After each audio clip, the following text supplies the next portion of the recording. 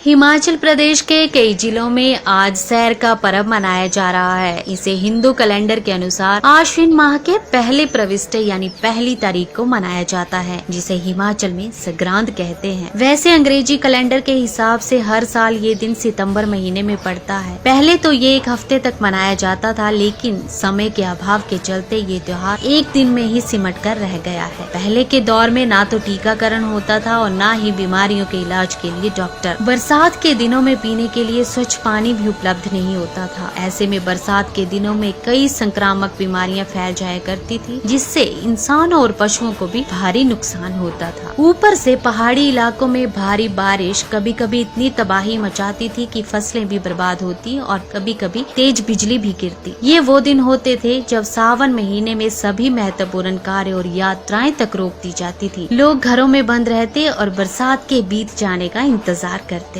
सैर को दरअसल कुछ इलाकों में डैन दुरात्मा माना जाता था और लोग इसका नाम तक नहीं लेते थे। उनका मानना था कि बरसात में होने वाले नुकसान के लिए वही उत्तरदायी है। फिर जैसे कि भारी बारिश का दौर खत्म होता गया, लोग इसे उत्सव की तरह मनाते रहे। ये एक तरह का जश्न था कि बरसात बीत गई और हम सुरक्षित रहे। फिर सैर वाले दिन लोग दरअसल प्रकृति का शुक्रिया अदा करते थे कि चलो कोई अनहोनी नहीं हुई। इसलिए बरसात खत्म होने पर सैर के दिन सुबह ही ताजा फसल के आटे से रोट बनाए जाते, साथ ही देवताओं को नई फसलों और फलों वगैरह का भोग लगाया जाता। इनमें धान की बाली, भुट्टा, खट्टा, ककड़ी वगैरह की भी पूजा होती। आज बरसात में उतना नुकसान ना होता, लेकिन त्योहार के रूप में सैर मनाई जाती है। इस पर्व में अखरोट का विशेष महत्व है, क्योंकि इस महीने तक अखरोट तैयार हो जाते हैं और उनकी छाल सूख चुकी होती है, तो पहले ही अखरोट उतार कर सुखा कर रख लिए जाते हैं। सैर का हिंदी में अर्थ देखें तो इसका अर्थ होता है घूमना फिरना। तो इस पर्व के पीछे सैर नाम इसलिए पड़ा हो सकता है क्योंकि पहले बारिश के कारण लंबी दूरियों पर जाने से बचने वाले लोग इसी दिन से यात्राएं आदि शुरू करते थे और बुजुर्ग आदि सगे संबंधियों से मुलाकात करने घर से निकलते थे। काले महीने के नाम से पहचाने जाने वाले भाद्रपद महीने में मायके गई नई दुल्हनें भी सैर के साथ ही अपने ससुराल लौटती हैं। फिर पहले एक हफ्ते तक रिश्तेदारों के यहाँ आना जाना लगा रहता था। उस समय फोन नहीं होते थे, तो कुशल मंगल जानने के लिए प्रोण धाम की ही एक तरीका था। इस तरह से ये वास्तविक सैर थी, यानी संभवतः इसलिए इसका नाम सैर पड़ गया। वैसे संयोग ही कहें कि पुर्तगाली भाषा में सैर का इस्तेमाल बाहर निकलने के संदर्भ में होता है। आज भी वही पुरानी परंपराएं जारी हैं और लोग सैर के दिन एक दूसरे के यहाँ जाकर खाने पीने की चीजों का आदान प्रदान करते हैं। सैर के दिन सैर पूजन की सामग्री का पानी में विसर्जन करने के बाद प्रियजनों को राल यानी अखरोट की भेंट दी जाती है। फूलों और अखरोट को सौभाग्य के प्रतीक के रूप में दिए जाने को राल कहा जाता है। राल देने के बाद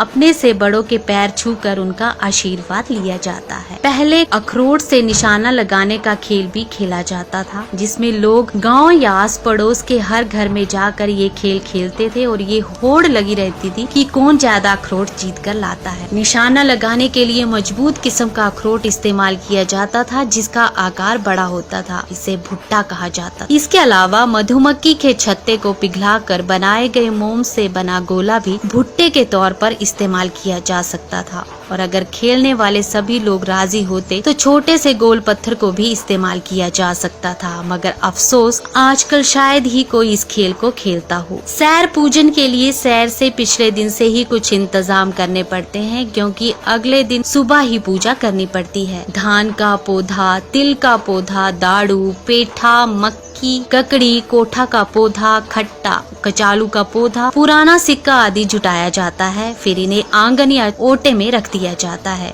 अगली सुबह इस टोकरी को पूजा वाली जगह रखकर लाकर गणेश जी की स्थापना होती है और इस पूरी सामग्री की पूजा की जाती है, ठीक उसी तरह से जैसे सामान्य रूप से पूजा की जाती है। इस पूजा के दौरान ही रक्षाबंधन पर कलाई में बांधी गई राखी भी खोली जाती है और टोकरी पर अर्पित की जाती है। ये परंपरा बताती है कि हिमाचल में राखी दरअसल बहनों की ओर से बांधा गया रक्षा सूत्र होता है, भाई की सलामती के लिए। इस धागे के बदले अपनी सुरक्षा का वचन मांगती हैं बहनें। यही कारण है कि हिमाचल में बहनों को भी राखी बांधने की परंपरा है। परिवार के सभी सदस्य सैर पूजते हैं और प्रार्थना करते हैं कि हर साल इसी तरह सुखदायी रहना। इसके बाद कुछ इलाकों में सैर की टोकरी को गौशाला में घुमाया जाता है और फिर चलते पानी में प्रवाहित कर दिया जाता है। इस दिन पशुओं को भी सैर पर ले जाया जाता था। उन्हें गौशालाओं से निकालकर जंगलों में या घासनियों में उन जगह पर ले जाया जाता था जहां पर बरसात में ताजा घास उगाई होती थी। इस घास को बचाकर इसी दिन के लिए रखा जाता है, इसलिए इसे नरम घास को सैरू का घास भी कहा जाता है। तो इस बार भी